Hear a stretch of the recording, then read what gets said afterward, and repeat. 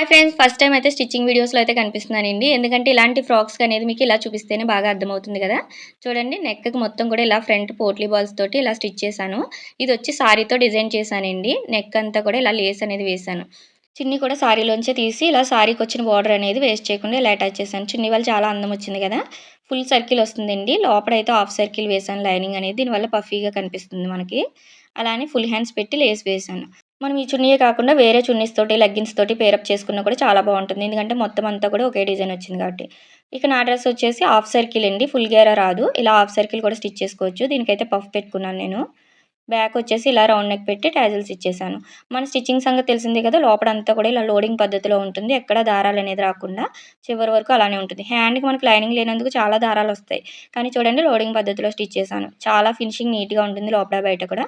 ఇలా మనం ఓల్డ్ సారీస్ తోటే ఇంత మంచి లుక్ వచ్చేలాగా డ్రెస్‌లనేది డిజైన్ చేసుకోవచ్చు. మీకెలా అనిపించిందో కామెంట్ చేయండి. నచ్చితే లైక్ చేయండి.